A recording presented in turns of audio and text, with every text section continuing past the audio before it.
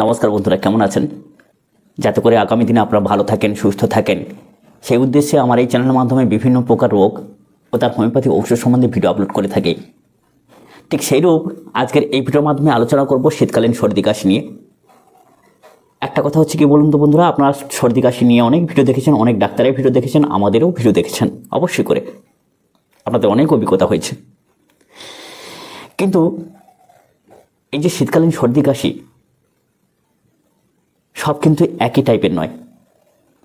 একটা সর্দিতে এই ওষুধ কাজ করে, আর একটা সর্দিতে এই ওষুধ কাজ করে না, বিফল হয়। তাই আজকে 3 ধরনের কাশি নিয়ে, সর্দি নিয়ে আলোচনা করব। কোনটা আপনার হচ্ছে, কোন ওষুধ লাগবে, অবশ্যই করে সেটা আপনি বুঝতে পারবেন এই ভিডিওটা শোনার পরে বা দেখার পরে। প্রত্যেকটা ভিডিও আমরা শিক্ষার পারপাসে আপলোড করি। আপনার ভিডিও দেখে যদি অভিজ্ঞতা সঞ্চয় করতে পারেন, অবশ্যই করে দেখবেন। আমরা প্রত্যেক ভিডিও শেষে রাখি কমেন্টগুলো, যে কমেন্টগুলো আপনার ভিডিও নিচে করেন, নিজেদের সমস্যাগুলো। ভিডিওটাকে শেষ পর্যন্ত দেখুন, আপনি হয়তো আপনার কমেন্টের উত্তরও পেয়ে যেতে পারেন। আসুন, বেশি দেরি না করে আমরা এগিয়ে যাই আমাদের মূল যে আজকের বিষয়বস্তু সেটার দিকে। তো বন্ধুরা, এই ঠান্ডা হাওয়া লাগা সর্দি চিনবেন যেভাবে, যে হঠাৎ ঠান্ডা বাতাস লাগা মাত্র নাকে সর্দি ঝরা, সর্দি সর্দি পড়া, হাঁচি, প্রায় 10-15 বার হাঁচি। তো নাক থেকে যে প্রচুর পরিমাণে সর্দি ঝরে পড়া বা গলার মধ্যে একটু হালকা ব্যথা বোধ, এটা হচ্ছে কি বলুন তো, এই যে ঠান্ডা হাওয়ার শখ বলতে পারেন। সবেতে শীত পড়তে শুরু করেছে, এই ঠান্ডা হাওয়ার শখ, কারেন্ট শকের মতো লেগে যাওয়া হঠাৎ করে, যার জন্যে হঠাৎ করে ঠান্ডা লেগে আর এরকম নাক থেকে জলের মতো সর্দি ঝরতেই থাকে। তো এক্ষেত্রেতেও আমি কয়েকদিন আগে বলেছি, আপনারা নিশ্চয়ই জেনে গেছেন যে এটা অ্যাকোনাইট। যত শীত বেশি হবে, যত হঠাৎ করে এরকম সর্দি ঝরতে থাকবে, সেখানে অবশ্যই করে অ্যাকোনাইট হচ্ছে আপনার ক্ষেত্রে দারুণ ঔষধ। আপনার ক্ষেত্রে কেন, সবার ক্ষেত্রে। কিন্তু বন্ধুরা, যদি নাকে এরকম জল ঝরা সত্ত্বেও নাক হেজে যাওয়া, মানে নাকের ভেতরে একটা ব্যথা বা ঘা সৃষ্টি হওয়া, লাল হয়ে যাওয়া, তার সঙ্গে যদি এরকম আপনার জলের মতো সর্দি হতে থাকে, তো সেখানে কিন্তু অবশ্যই করে অ্যালিওমিসিপা 30 পোটেনসি। হ্যাঁ, এর পার্থক্যটা বুঝতে পারলেন নিশ্চয়ই, যে হঠাৎ করে সর্দি আসলো অ্যাকোনাইট, গলা ব্যথা হতে পারে, কিন্তু যদি নাকটা হেজে যায় সেখানে কিন্তু অ্যালিওমিসিপা নির্দেশ করে 30 পোটেনসি। আপনি এরকম দিনে 2 বার করে কয়েকদিন নিতে থাকুন, দেখবেন দারুণভাবে আরাম পাবেন। এই সর্দিটা সবথেকে কমন, বাইরে গেলেই বাতাস ট্রিগার করে। ওষুধটা ঠিক যদি ধরে ফেলে আর কি, 24 ঘন্টার মধ্যে আপনি আরাম পাবেন। তাহলে যে ওষুধ দুটো বললাম, সেই ওষুধ দুটো আপনার ক্ষেত্রে ভালো কাজ করবে। এটা গেল টাইপ 1, মানে 1 নম্বর চিকিৎসা। এবারে দ্বিতীয় চিকিৎসা, টাইপ 2, জমা সর্দি, বুক ভার, মানে ক্যাটারাল কোল্ড যেটা যাকে বলে আর কি। চিনবেন কীভাবে? নাক বন্ধ হয়ে যাওয়া, নাক সেটে ধরে, সর্দি বের হতে চায় না, কারো বা বুক ভারী ভারী ভাব, আবার কফ ওঠে না, মাথা ব্যথা। তার কারণ কিন্তু একটাই, সেটা হচ্ছে কি ঠান্ডা লাগা, নাক গলায় মিউকাস মোটা হয়ে যায়, সহজে বের হতে চায় না। এটাই হচ্ছে মূল কারণ। এই যে শীতকালে যত পেটে গ্যাস হবে, তত কিন্তু সর্দিটা মোটা হয়ে যায়। কাশিতে বলেছিলাম, সেখানে ক্যালিবাইক্রম লম্বা সুতো তারের মতো হয়ে ক্যালিবাইক্রমের কফটা বা সর্দিটা ঝুলতে থাকে, ঝুলতে ঝুলতে পড়তে থাকে, তারের মতো লম্বা হয়ে ঝুলে। তাহলে সেখানে ক্যালিবাইক্রম, শীতকালে কিন্তু ক্যালিবাইক্রম বেশি প্রয়োজন হয়। তাহলে সর্দিটা যখন চিটের মতো বসে যাবে, বা কফটা যখন চিটের মতো বসে যাবে, আর সেই সর্দিটা যদি তারের মতো লম্বা হয়ে ঝুলতে ঝুলতে পড়ে, আপনি কোনোভাবে তোলার চেষ্টা করলেন, ঝুলতে ঝুলতে পড়ছে, তাহলে সেখানে অবশ্যই করে ক্যালিবাইক্রম। কিন্তু সামান্য নড়লেই যদি বুকে ব্যথা হয়, কাশতে গেলে যদি বুকে ব্যথা হয়, ডান পাশে বিশেষ করে, তাহলে সেখানে কিন্তু ব্রায়োনিয়া নির্দেশ করে। আপনার বুকে হয়তো এমন একটা ব্যথা পাচ্ছেন কাশতে গিয়ে, যে বুকে হাতটা চেপে তবে আপনাকে কাশতে হচ্ছে, কারণ ব্যথা লাগার ভয়, তাহলে আর কোনো কথা নেই, সেখানে কিন্তু ব্রায়োনিয়া দারুণভাবে কাজ করবে। আর যদি নাক বন্ধ, বুক ভার, আর সঙ্গে অস্বস্তি, অস্থিরতা, নাক জ্বালা, বেশ কয়েকবার অদম্য হাঁচি, তাহলে তো অবশ্যই করে আর্সেনিক অ্যালবাম তার ক্ষেত্রে দারুণ একটা ঔষধ। তবে আর্সেনিক অ্যালবাম দিনে 1 বার 2 বারের বেশি ব্যবহার করবেন না। ব্রায়োনিয়া আপনি 3 বার 4 বারের মধ্যে নিতে পারেন, কোনো সমস্যা নেই। ক্যালিবাইক্রমও এরকম 2 বার 3 বার 4 বার পর্যন্ত নিতে পারেন, কোনো সমস্যা নেই। কিন্তু এই যে আর্সেনিক অ্যালবাম, এটা কিন্তু বেশি নিতে নেই। এই সর্দিটা যখন জমা হয়ে যায়, তখন কী হয়, নড়াচড়া করতে ইচ্ছে করে না। সঠিক ওষুধ নিলে কফ নরম হয়ে যাবে, বের হতে সাহায্য করবে। এবার আসি টাইপ 3, অর্থাৎ 3 নম্বর কাশির চিকিৎসা। চিনবেন কীভাবে? ঠান্ডা লাগলেই শুকনো কাশি, রাত বাড়লেই কাশি বাড়ে, সকালে একটু কফ বার হয়, গলা চুলকায়, মানে গলা খুসখুস কুটকুট করে, যাকে বলা হয় চুলকানো, মানে এরকম মিশমিশ নয় আর কি। কারণ ঠান্ডা বা শুকনো বাতাস গলা শুষ্ক করে দেয়। তো এক্ষেত্রে স্পঞ্জিয়া একটা দারুণ ঔষধ। লক্ষণটা কী বলুন তো? শুকনো কাশি কাঠের চেরার মতো করে আওয়াজ হয়, মানে করাত চালালে যেরকম কাঠ চেরার মতো কড়কড় করে আওয়াজ হয়, সেই রকম একটা শব্দ যদি আপনি পান, সেখানে কিন্তু স্পঞ্জিয়া দারুণ কাজ করে। এছাড়া আপনার কোনোভাবে কফটা বসে গেছে, সেই কফটাকে সরল করার জন্য কিন্তু স্পঞ্জিয়া একটা দারুণ ঔষধ। অনেক ভিডিওতে বলেছি, আপনারা নিশ্চয়ই শুনেছেন। তো স্পঞ্জিয়া ব্যবহার করলে কী হবে? এই যে কাঠ চেরার মতো শব্দ হচ্ছে, কড়কড় করছে, কফটা যে বসে গেছে, কফটা সরল হয়ে উঠতে শুরু করবে, তরল হয়ে যাবে। দারুণ একটা হোমিওপ্যাথি ঔষধ। 30 পোটেন্সি আপনি দিনে 2-3 বার করে সেবন করুন। যদি 200 পোটেন্সি সেবন করেন, তাহলে সকাল সন্ধ্যা দিনে 2 বার সেবন করবেন, দারুণ কাজ করবে। রিউম্যাক্স 30, সামান্য ঠান্ডা হাওয়ায় কাশি শুরু হয়, গলা সুসুর করে, খুসখুস করে, আপনি কাশিটা চেপে রাখার চেষ্টা করেন, লজ্জায় কোথাও গেছেন, কাশিটাকে চেপে রাখার চেষ্টা করছেন, কিন্তু চেপে রাখতে পারছেন না, কাশিটা বেরিয়ে যাচ্ছে।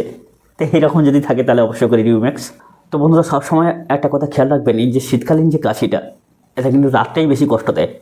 দেখবেন আপনি ঘুমিয়ে থাকবেন বা শুয়ে থাকবেন, যদি জেগে থাকেন বুঝতে পারবেন যে পাশের ঘর থেকে কাশির আওয়াজটা আসছে। আপনি মোড়ে একটা চেম্বার করেছেন বা মোড়ে বসে আছেন, একটু খেয়াল করবেন কাশির আওয়াজ পাওয়া যাচ্ছে, যেটা অন্য সময় পাবেন না। তবে শীতকালে শীত পড়লেও কিন্তু মানুষ কিন্তু অনেক সুস্থ থাকে, অনেক রোগ চাপা থাকে, শুধুমাত্র সর্দি কাশিতে একটু মানুষ কষ্ট পায়। তো একটু যদি আমরা এই বাড়িতে বসে হোমিওপ্যাথি ট্রিটমেন্ট নিয়ে থাকি বা নিতে পারি, অবশ্যই করে সুস্থ থাকতে পারবো। তো বন্ধুরা, এই শীতকালে অনেক সময় আলজিপটা বেড়ে যায়। শীতকালে সবথেকে বেশি ব্যবহৃত হচ্ছে আমাদের একটা কমন দেশীয় ঔষধ, জাস্টিসিয়া মাদার, সঙ্গে ওসিমাম স্যাংটাম মাদার। 5-10 ফোঁটা কি 7-14 ফোঁটা একসঙ্গে চায়ের মতো করে সকাল সন্ধ্যা গরম জলের সঙ্গে ঘুলিয়ে নিয়ে চুমুক দিয়ে পান করুন, আরাম পাবেন। তবে বন্ধুরা, একটা কথা বলি, এই যে 3টে স্টেপে যে রোগ সম্বন্ধে আলোচনা করলাম, আপনার কেমন কাশি হচ্ছে, এর মধ্যে কোন ওষুধটা আপনার, অবশ্যই করে নির্বাচন করবেন। যদি না নির্বাচন করতে পারেন, আমাদের কমেন্টে জানাবেন, চেষ্টা করবো জানানোর বা উত্তর দেওয়ার। আর যদি অন্য কোনো রোগ সম্বন্ধে আমাদের কাছে ট্রিটমেন্ট নিতে চান, অবশ্যই করে হোয়াটসঅ্যাপ করবেন, আপনার সমস্যাগুলো লিখে পাঠিয়ে দেবেন। তো আসুন বন্ধুরা, ভিডিওটাকে বড় করতে চাই না, আসি কমেন্টের দিকে। কমেন্টের উত্তর আমাদের অবশ্যই করে দেওয়া উচিত, কারণ মানুষ ভিডিও দেখার পরে তার সমস্যাগুলো যে জানায়, তার উত্তর তো দেওয়া খুব প্রয়োজন বলে মনে করি। তো প্রথম যে কমেন্টটা করেছেন, নুরালাম বলে লিখেছেন, জানি না, তিনি একদিন আগে কমেন্ট করেছেন, দাদা আমি দীর্ঘদিন সাইটিকা রোগে ভুগছি, সোরাইসিন রোগে ভুগছি, মানে সোরাইসিস বুঝতে পারছি। তো ডাক্তার আমাকে ম্যাজেরিয়ান 200, চুরিনাম 200 দিয়েছে, সাথে গ্রাভাইটিস খাওয়া যাবে বলে। যাই হোক, আপনি আপনার মতো লিখেছেন। তো ম্যাজেরিয়ান লিখেছেন, ম্যাজেরিয়াম হবে ওটা, আর চুরিনাম লিখেছেন যেটা, সেটা হচ্ছে চুরিনাম লিখেছেন, সেটা হচ্ছে সরিনাম হবে। তো ডাক্তারবাবু যেহেতু আপনাকে দিয়েছেন, তো ডাক্তারবাবু পরামর্শ মতো ওষুধটা খেয়েছেন, তাকে সময় সুযোগ করে জানান আপনার পরিস্থিতি কী হচ্ছে। তো অবশ্যই করে নিজে থেকে এগুলো সিদ্ধান্ত নেবেন না। আমি কিন্তু ডাক্তারের উপরে ডাক্তারি করতে পারি না। আমার পরামর্শ মতো যখন আপনি ওষুধ খাবেন, তখন আমি ভাববো আমার কথাটাকে। অবশ্যই সবাইকে সম্মান করা উচিত। তো তিনি তার মতো করে ওষুধ দিয়েছেন, অবশ্যই করে তাকে সুযোগ দিন। না সারলে তখন তো অবশ্যই করে ডাক্তার চেঞ্জ করতে হবে। তবে সবাইকে একটু সময় দিতে হয়, সে আমি হলেও। কাউকে অসম্মানজনক কথা বলার চেষ্টায় আমি এখানে আসিনি, আর করতেও চাই না। আচ্ছা, দ্বিতীয় লিখেছেন হচ্ছে মোজারাম মেল হোক, তিনি লিখেছেন যে পায়ের তলা ফাটা কী ঔষধ। তিনি একদিন আগে কমেন্ট করেছেন। দেখুন, পায়ের তলা ফাটা যদি শীতকালে ফাটা হয়, যেহেতু একদিন আগে কমেন্ট করেছেন, তাহলে শীতকালে ফাটা হতে পারে। আর শীতকালে যদি এরকম ঘুরে ফিরে আসে, তাহলে সেখানে পেট্রোলিয়াম অবশ্যই ঔষধ। এছাড়া বাহির প্রয়োগে সবসময়ের জন্য একটা পেট্রোলিয়াম জেল, যাকে বলা হয় ভ্যাসলিন, সেই পেট্রোলিয়াম জেল ভালো কোম্পানি, হ্যাপকো কোম্পানি পাওয়া যায়, সেটা লাগিয়ে রাখবেন যাতে করে জায়গাটা নরম থাকে। তবে স্বার্থে সহযোগিতা হবে, সর্বদা পরিষ্কার পরিচ্ছন্ন রাখুন। এছাড়া পা ফাটা নিয়ে আমাদের ভিডিও তো রয়েছে, সেগুলো দেখে নেবেন। আচ্ছা, তারপরে লিখেছেন যে অশোক সরকার, তিনি লিখেছেন যে সাইটিকা রোগের চিকিৎসা। বন্ধুরা, সাইটিকা রোগ নিয়ে আমাদের ইতিমধ্যে অনেক ভিডিও আছে, আর সেটা দেখে নেবেন, খুব ভালো হবে। বিভিন্ন রকম ওষুধ রয়েছে, কলোসিন্থ, ন্যাফিলিয়াম, রাস্টক্স, ক্যালিফস, ম্যাকফস, এরকম অনেক ওষুধ রয়েছে। তো কোনটা কী ব্যাপার, এগুলো তো সমস্ত কিছু ডিটেলস একটু ভালোভাবে লিখতে হয়, কারণ হোমিওপ্যাথি চিকিৎসা হচ্ছে একটু ধাতুগত চিকিৎসা বা চরিত্রগত চিকিৎসা। কেমন প্রকৃতির ধাতু বা চরিত্র বা উপসর্গ আপনার মধ্যে বিদ্যমান, সেটা দেখেই তবে কিন্তু চিকিৎসা করতে হয়। যাই হোক, তারপরে বিকাশ পয়রা তিনি লিখেছেন যে স্যার প্রথমে যাই হোক, তিনি ভালোবাসা প্রণাম জানিয়েছেন। বেশ হালকা করে প্রতিদিন 5 ঘন্টার বেশি ঘুম হয় না, ভোর 4টে থেকে তলপেটে ভুটভাট খপ খপ করে, আবার বাম পায়ের গোড়ালি প্রচুর ব্যথা, ব্যথা প্রায় সব সময়, কী ওষুধ খাবো? দেখুন, এরকম একটা কঠিন পরিস্থিতি, তো এগুলো অবশ্যই করে হোয়াটসঅ্যাপে জানাবেন। বয়স কত, 5 ঘন্টার বেশি আপনার ঘুম হয় না, অবশ্যই করে কফিয়াকুডা হচ্ছে এর ভালো ঔষধ। ঠিকই আছে, পেট ভুটভাট করে ভোরের দিকে আপনার এরকম পেটের সমস্যা, এই পেটের সমস্যাও কতদিন হচ্ছে, অনেক কিছু জানতে হবে। আপনি এত বড় কঠিন একটা রোগ যদি সঠিকভাবে কমেন্ট করেন, সঠিক উত্তর পাবেন অবশ্যই। আচ্ছা, বাংলাদেশ থেকে লিখেছেন যে সবুজ, বাংলাদেশ থেকে দাঁতের পাউডার কীভাবে পাবো? দাঁতের পাউডারগুলো দেখুন, দাঁতের পাউডারগুলো বাংলাদেশে পাওয়া যাচ্ছে কিনা সেটা আমি বলতে পারছি না, তবে ইন্টারন্যাশনাল ব্যাপারে এখান থেকে হবে না, আমাদের ভারত থেকে বাংলাদেশে পাঠানো সম্ভব নয়। অবশ্যই করে আপনার দেশে আপনি খোঁজ নিয়ে দেখুন। তারপরে লিখেছেন যে কাল্লোল ঘোষ, কাল্লোল ঘোষ লিখেছেন ইউরিনের ওপরে ইনফেকশান হলে ডাক্তারবাবু কী ওষুধ খাবো একটু বলবেন। তো ইউরিনের উপরে ইনফেকশান হলেই যে কী ওষুধ খাবেন, ওষুধ তো অনেক রয়েছে, আপনার লাইকোডিয়াম রয়েছে, ক্যান্থারিস রয়েছে, ক্যানাবিস স্যাটাইফা রয়েছে। তো আপনার কেমন জ্বালা হচ্ছে, কি যন্ত্রণা হচ্ছে, কি প্রস্রাব অল্প হচ্ছে কি বেশি হচ্ছে, প্রস্রাব ধরে রাখতে পারছেন না, কষ্টটা কী, সেগুলো তো বলতেই হবে, নাহলে এইভাবে বললে কি কমেন্টের উত্তর আপনারা পাবেন? আচ্ছা, তারপর হাবিবুর রহমান, তিনি 3 দিন আগে কমেন্ট করেছেন যে স্যার, ডায়াবেটিকের রোগী তার হালকা প্রেশার ও যদি থাকে, হালকা প্রেশার, ডায়াবেটিকের রোগী যদি হালকা প্রেশার থাকে তাহলে কি তারা এই মেডিসিন খেতে পারবে? তো যাই হোক, সেখানে আমাদের একটা দ্রুত বীর্যপাত নিয়ে ভিডিওটা রয়েছে, তা অবশ্যই করে খেতে পারবে, কোনো সমস্যা নেই। আচ্ছা, তারপরে যে কমেন্টটা করেছেন এমডি নিজামুদ্দিন, তিনি ইউরেন ফাইব্রয়েডের উপরে একটা ভিডিও আপলোড করতে বলেছেন, অবশ্যই করা হবে।